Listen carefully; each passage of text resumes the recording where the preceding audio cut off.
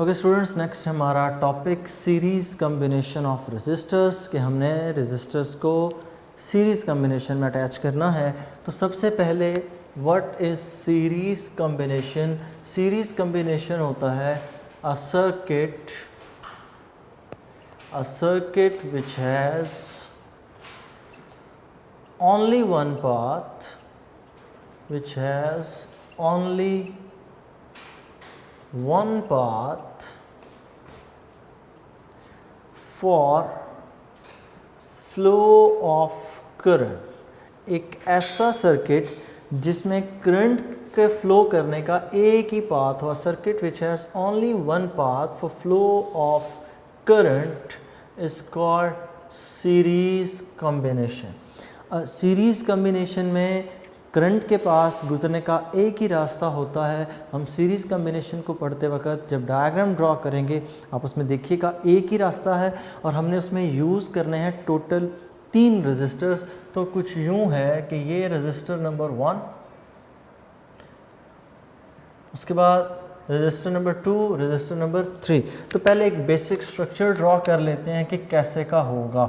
यहाँ पर हम बीच में लगा देंगे, सबसे पहले यहाँ पर पहला रजिस्टर लगेगा, फिर यहाँ दरमियान में गैप में दूसरा रजिस्टर, फिर इस गैप में थर्ड रजिस्टर एंड यहाँ से फिर हम इस टर्मिनल को एक्सटेंड करके नीचे हम दोनों साइड से जॉइन कर देंगे बैटरी के साथ और स्विच बीच में लगा देंगे। यहाँ पर हम लगा देंगे एक स्विच और यहाँ पर हम लगा देते हैं जी एक बैटरी पॉजिटिव टर्मिनल, ये बैटरी का नेगेटिव, ये करंट के फ्लो का पाथ होगा। ये जो बीच में हमने ऊपर स्पेसेस छोड़ दिए थे यहाँ पर हम ड्रॉ करेंगे अपने रेजिस्टेंसेस या रजिस्टर्स। ये पहला रजिस्टर, रजिस्टर नंबर 2, यहाँ पर ये हमारा नेक्स्ट रजिस्टर नंबर 3। नेक्स्ट इस रजिस्टर का नाम R1, मतलब इस रजिस्टर की जो रेजिस्टेंस है वो R1, इस रजिस्टर की रेजिस्टेंस R2, इस रजिस्टर की रेजिस्टेंस R3। बैटरी का पोटेंशियल V, एक तरफ बैटरी का पॉजिटिव टर्मिनल, दूसरा नेगेटिव। पॉजिटिव बड़ा बनाया because positive is high potential, negative is at low potential. This is the switch और द की, इसको ऐसे मैं रिप्रेजेंट कर रहा हूँ। बैटरी से जो करंट फ्लो कर रहा है that is current I, it depends upon the value of potential difference according to Ohm's law कि greater the potential difference greater will be the amount of current. तो करंट की direction I कुछ इस direction में है।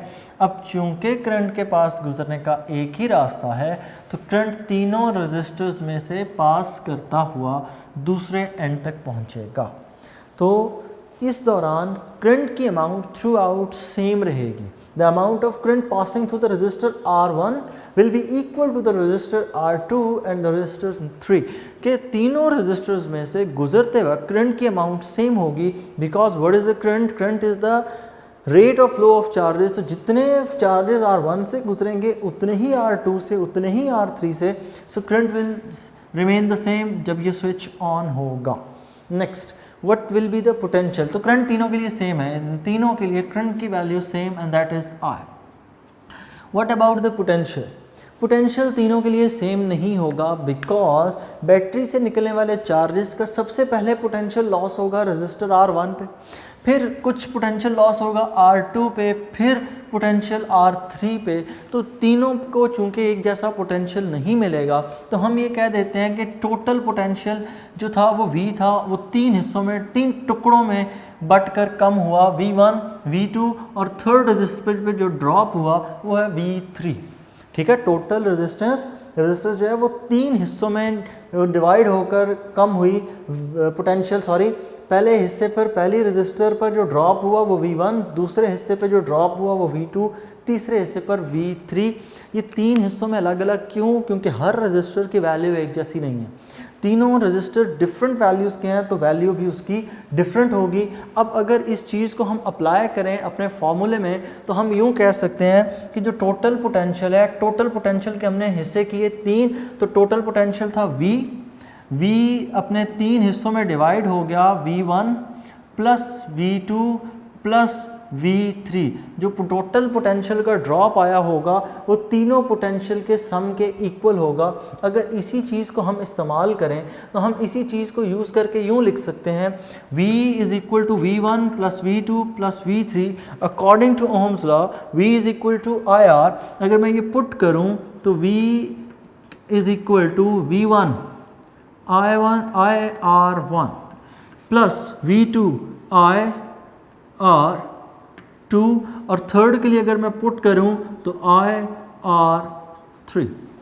Next I इन सब में से कॉमन, अगर इन सब में से I को कॉमन निकाल लें तो V is equal to I into R1 plus R2 plus R3। Resistance तीनों में से कॉमन, I को लेफ़्ट साइड पर हम डिवाइड कर दें तो हम ये लिख सकते हैं V over I is equal to R1 plus R2 plus R3। तो यहाँ से हम कुछ इस सारी डायग्राम से कुछ प्रॉपर्टीज़ भी सीरीज सर्किट की डिफ़ाइन करते हैं। तो पहली प्रॉपर्टी जो हमने इस सर्किट से डिफ़ाइन की, हमने ये कहा कि in series circuit current remains the same throughout the same. Register R1 के अगर करंट को मैं I1 I2 या I3 कह भी दूँ तो तब हम ये लिख सकते हैं I1 is equal to I2 is equal to I3। ये पहला हमने रिज़ल्ट इन्फर किया सीरीज़ कम्बिनेशन से।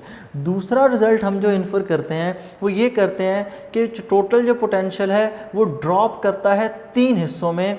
तो जो टोटल वो ड्रॉप करता है वो V1 V2 और V3 इन तीन हिस्सों में ड्रॉप करता है। और नेक्स्ट चीज़ रेजिस्टेंस की बात, तो V ओवर I रेजिस्टेंस के इक्वल होता है, बिकॉज आपने पढ़ा था as V is equals to IR, from here we can say that R is equals to V over I। अगर R V ओवर I के इक्वल है तो यहाँ पर पुट हो जाएगा V over I is equal to R equivalent resistance R is equal to R1 plus R2 plus R3। तो ये होगा जी हमारा फाइनल रिजल्ट कि सीरीज कम्बिनेशन के अंदर total resistance it is equal to the sum of all the resistances being added. कि series combination के अंदर रेजिस्टेंस का सम तमाम तो रेजिस्टेंस के सम के इक्वल होता है। अब यहाँ पर एक बड़ा इम्पॉर्टेंट फीचर हमने डिफ़ाइन करना है। वो इम्पॉर्टेंट फीचर ये है कि सीरीज़ कम्बिनेशन के अंदर रेजिस्टेंस बढ़ती है, ठीक है, मतलब रेजिस्टेंस एडअप होती है। सपोज ये रेजिस्टर की वैल्यू है रेजिस्टेंस की 2 ओम, इसकी लेट से 4 ओम, यहाँ पर इस रेजिस्टर की वैल्यू 6 ओम। टोटल जो रेजिस्टेंस होगी इस पूरे सर्किट की तो वो कितनी हो जाएगी, it will be equal to RE will be equal to R1 that is 2 ohms plus R2 that is equal to 4 ohm plus 6 ohm। तो इन सब को ऐड करें तो इस टोटल सर्किट की रेजिस्टेंस होती है it is equal to 12 ohm. Resistance की टोटल वैल्यू हर इंडिविजुअल से ज़्यादा है, मतलब हर इंडिविजुअल एक रेजिस्टेंस थी 2, दूसरी थी 4, तीसरी थी 6, फाइनल कितनी है 12। सबको ऐड कर लें, कर भी लें तो फिर 12 आंसर आता है और ये 12 जो आंसर है ये इंडिविजुअल से ज़्यादा है, ठीक है। तो यहाँ पर सीरीज़ कम्बिनेशन का एक और रिज़ल्ट निकाल लिया हमने कि final resistance equivalence resistance is greater than R1, R2, R3 के इक्वलेंस रेजिस्टेंस इन तीनों से बड़ी होती है। लेकिन जब आप पैरेलल कम्बिनेशन को हम सॉल्व करेंगे तो पैरेलल कम्बिनेशन को सॉल्व करते वक्त रेजिस्टेंस की वैल्यू तीनों के लिए एक जैसी नहीं होती। नेक्स्ट हम डायग्राम ड्रॉ करते हैं रेजिस्टेंस R3 के लिए पैरेलल कम्बिनेशन के लिए कि नेक्स्ट आ गया पैरेलल कम्बिनेशन। पैरेलल कम्बिनेशन के अंदर डेफिनेशन सबसे पहले, एक पैरेलल कम्बिनेशन के अंदर करंट के पास गुजरने के लिए मोर देन वन पाथ, ठीक है। नेक्स्ट आ गया जी parallel combination PAR, parallel combination. Parallel combination क्या होता है, a circuit in which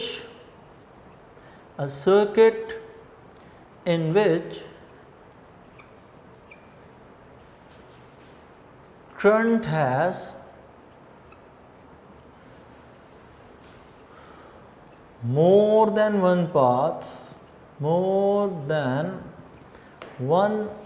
paths to flow. A circuit in which there are more than one path for the flow of current, आप यूँ भी इसको लिख सकते हैं, एक ऐसा सर्किट जिसमें करंट के पास गुजरने के एक से ज़्यादा रास्ते हों। तो इसकी डायग्राम ड्रॉ करते हैं। इसकी डायग्राम बनाते वक्त ध्यान से, अक्सर बच्चे इसकी डायग्राम में गलती करते हैं। तो सबसे पहले हम बेसिक स्ट्रक्चर डिज़ाइन करेंगे कि हमने तीनों रजिस्टर्स को अटैच किस तरह से करना है।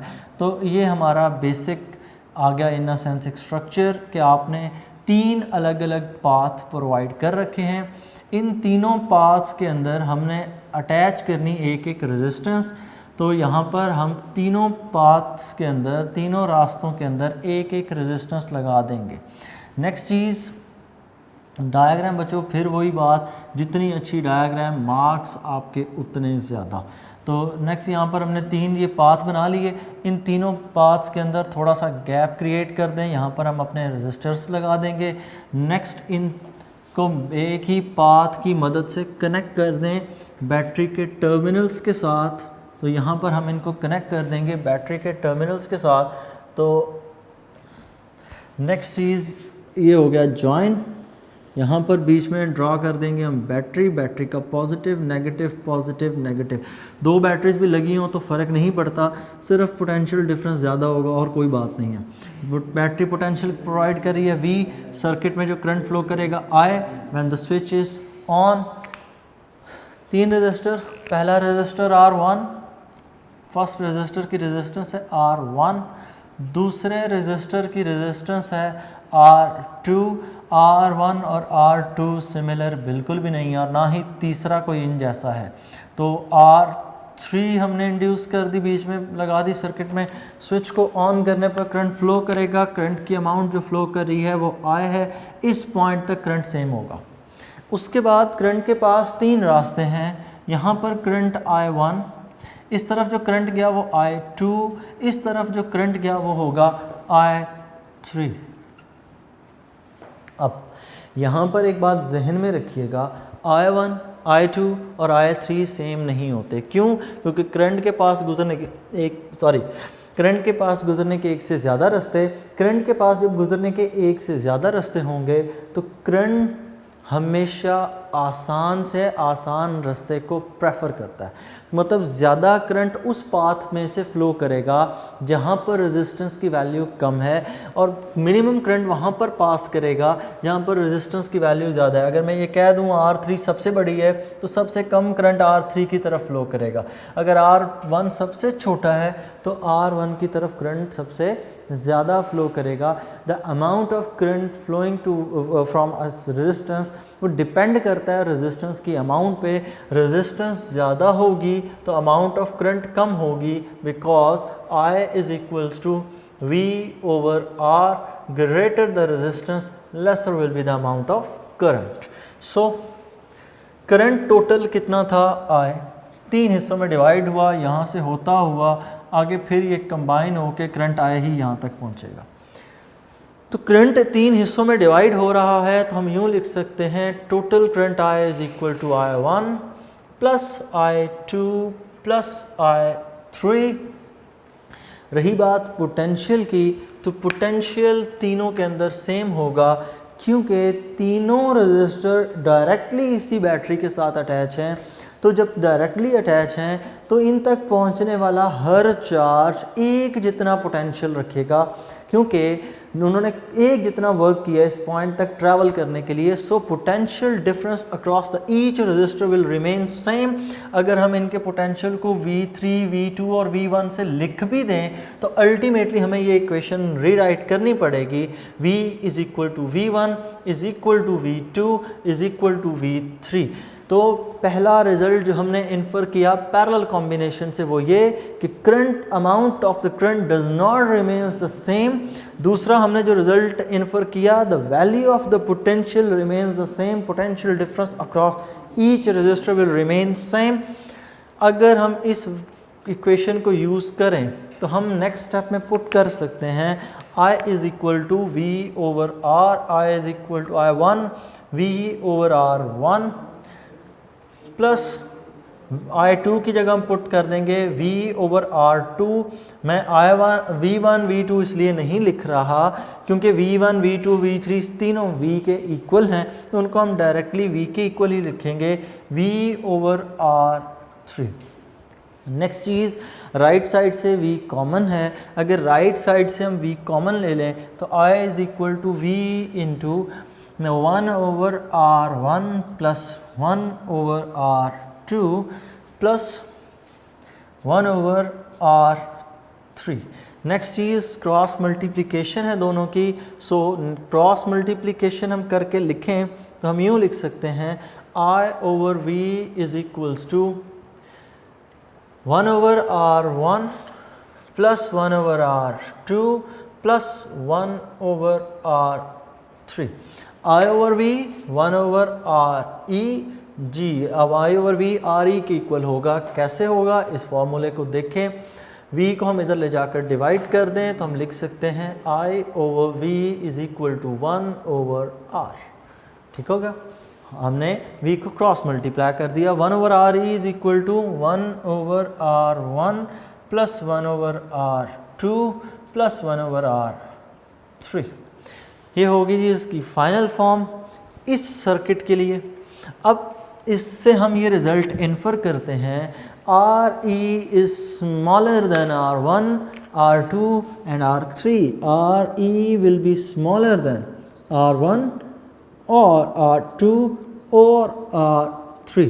ये तीनों में से, मैं ऐड की बात नहीं कर रहा, ओवरऑल R1 RE से बड़ा होगा, मतलब ये अकेली एक रेजिस्टेंस टोटल रेजिस्टेंस से बड़ी होगी। इक्विवेलेंस रेजिस्टेंस हमेशा कम होगी। कैसे कम होगी, तो इस चीज़ को हम देखते हैं। सपोज़ हमारे पास ये R1 है 2 ओहम्स, R2 हमारे पास है 4 ओहम्स, R3 हमारे पास लेट से है जी 6 ओहम्स। अगर मैं RE कैलकुलेट करूं तो RE कुछ यूँ कैलकुलेट होगा 1 over RE will be equal to 1 over 2 plus 1 over 4 plus 1 over 6। 2 4 6 तीनों की वैल्यूज़ वहाँ पर रिप्लेस कर दें। What about the LCM, LCM should be 12 2 6 plus 4 3 plus 6 2। 1 over RE is equals to 6 3 9 to 11, 11 over 12, RE will be equal to 12 over 11।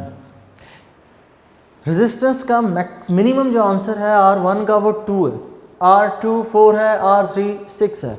RE को calculate कर लें, अगर हम RE को कैलकुलेट कर भी लें तो ये आंसर 1 पॉइंट समथिंग आने वाला है। अगर हम एग्जैक्ट कैलकुलेशंस करें तो कैलकुलेटर पे देखें तो हमारे पास आंसर कुछ यूँ होगा 12 divided by 11 it comes out as 1.09 और राउंड ऑफ करके मैं इसको 1.1 लिख रहा हूँ, 1.09 और उसको मैं राउंड ऑफ करके 1.1 लिख रहा हूँ। एंड अगर आप 1.1 को देखें तो RE is smaller than R1 है, RE R2 से भी छोटा है, RE R3 से भी छोटा है। R1 था 2, R2 था 4, R3 था 6। तो इसका मतलब क्या हुआ, पैरेलल कॉम्बिनेशन के अंदर रेजिस्टेंस हमेशा इक्विवेलेंस रेजिस्टेंस इंडिविजुअल से कम होती है। सीरीज़ कॉम्बिनेशन के अंदर इंडिविजुअल रेजिस्टेंस हमेशा ज़्यादा होती है। नेक्स्ट हमने जो इसमें टॉपिक पढ़ना है वो है जी dependence of resistance on various factors. तो रेजिस्टेंस किन किन फैक्टर्स पर डिपेंड करती है वो हम डिस्कस करेंगे। इस टॉपिक को फिर से अगर आप देखें तो सबसे पहले आपने क्या किया, सीरीज़ कॉम्बिनेशन। सीरीज़ कॉम्बिनेशन क्या है, करंट के पास गुजरने का एक रास्ता हो, then it is called series combination. Series combination की basic property, the value of current remains same throughout the circuit. Current की वैल्यू चेंज नहीं होती क्योंकि एक ही पाथ है। दूसरी चीज़, the value of the potential is not the same for each appliance. हर अप्लायंस के लिए पोटेंशियल सेम नहीं होता। मतलब हमारे घरों में अगर तमाम तर अप्लाइंसेस एक ही वायर में कनेक्ट कर दी जाएं सीरीज़ कम्बिनेशन के अंदर, तो सबको पोटेंशियल डिफरेंस एक जैसा नहीं मिलेगा। मतलब अगर हम एक बल्ब की बात करें तो एक बल्ब तकरीबन 220 वोल्ट्स पे नॉर्मली हम उसको ऑन करते हैं। तो अगर उस बल्ब के को हम 10 से 12 बल्ब्स एक ही लाइन में लगा दें, एक ही लाइव वायर में अटैच कर दें, सो व्हाट विल हैपन, तो होगा यूँ कि पहले की ब्राइटनेस ज़्यादा, दूसरे की उससे कम, तीसरे की उससे कम एंड सो ऑन, वो ब्राइटनेस कम होना शुरू हो जाएगी। क्यों? क्योंकि तीनों को पोटेंशियल एक जैसा नहीं मिलेगा। सीरीज़ कम्बिनेशन के अंदर पोटेंशियल की वैल्यू चेंज हो जाती है, जबकि अप्लायंस को वर्किंग के लिए 220 वोल्ट्स का एक कंटिन्यूस और एक कांस्टेंट पोटेंशियल चाहिए होता है। लेकिन चूंकि पहली अप्लायंस को 220 मिल जाएगा, वो उसमें से कुछ हिस्सा यूटिलाइज कर लिया, तो नेक्स्ट वाली अप्लायंस को उतना नहीं मिलेगा एंड सो ऑन, और यूं ही ये आगे चलेगा। तो फिर घरों में, हमारे घरों में इलेक्ट्रिसिटी के लिए कम्बिनेशंस किस तरह से लगे होते हैं? So they are in parallel combinations, यही इन दोनों का यूज़ है। ये इन दोनों का पैरेलल कॉम्बिनेशन का मतलब क्या है कि तीनों को हम अलग अलग से पाथ प्रोवाइड करेंगे so that they will have different value of same value of the potential difference. इसके सबको 220 का पोटेंशियल 220 का कंप्लीट मिलेगा।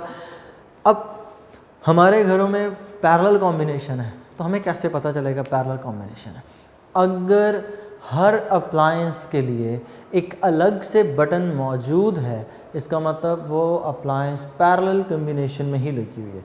अगर एक ही बटन ऑन करने पर दोनों अप्लायंसेस ऑन हो जाती हैं, तो इसका मतलब यही है कि उनके दरमियान में दो अप्लायंसेस इकट्ठी हो, सीरीज़ कॉम्बिनेशन है, क्योंकि उनमें लाइव वायर एक ही है।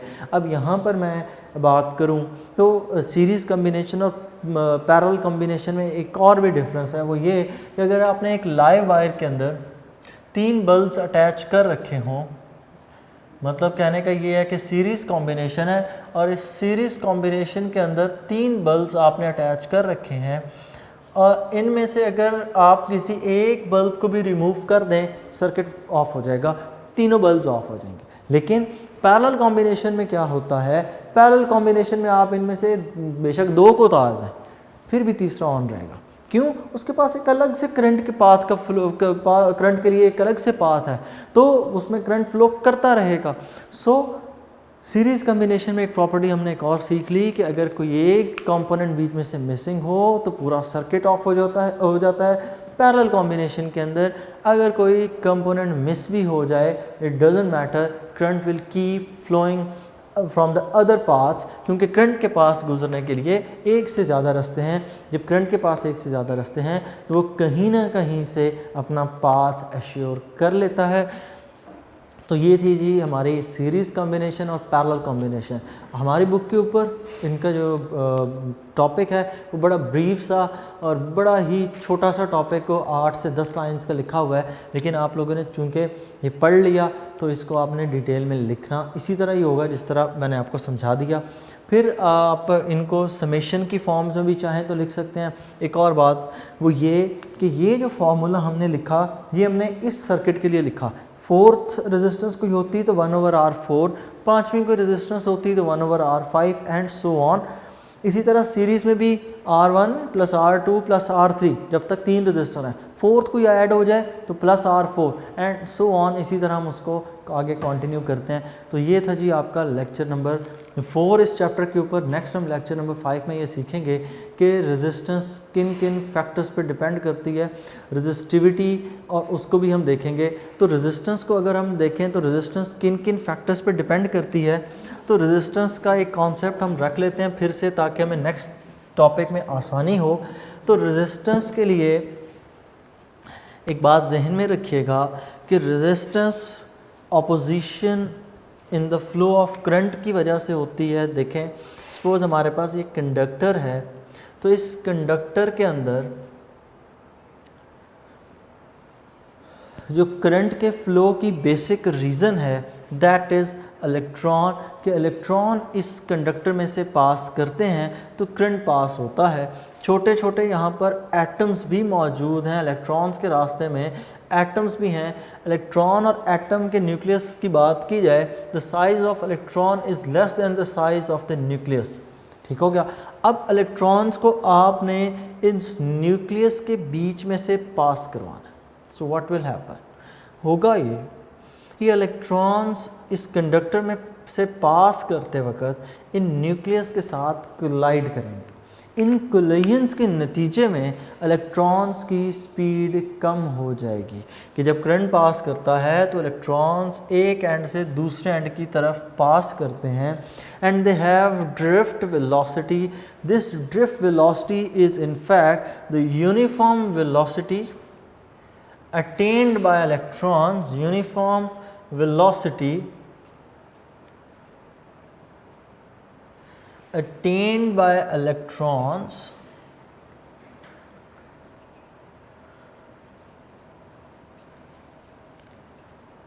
at a constant potential difference, at a constant potential difference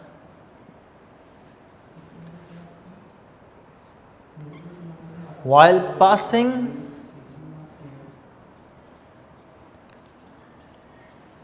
through a conductor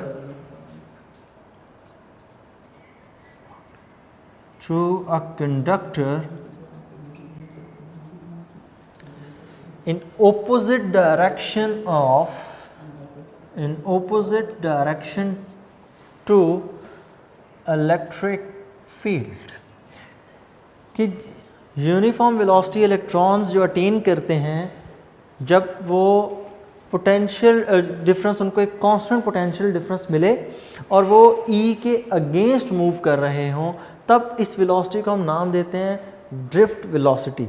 इस सारी बात का मतलब ये है कि आप इस कंडक्टर को अटैच करें बैटरी के टर्मिनल्स के साथ, बैटरी के टर्मिनल्स को साथ अटैच करने पर अब रियलिटी का केस डिस्कस करें तो रियलिटी के केस में तो इलेक्ट्रॉन्स की बात है, नेगेटिव टर्मिनल से पॉजिटिव टर्मिनल की तरफ फ्लो करना है तो इलेक्ट्रॉन्स यहाँ से कुछ यूँ फ्लो करेंगे। इलेक्ट्रॉन्स मूव करेंगे इस कंडक्टर में से मूव करते वक्त जब ये इलेक्ट्रॉन्स पास करेंगे तो कुछ यूँ होगा।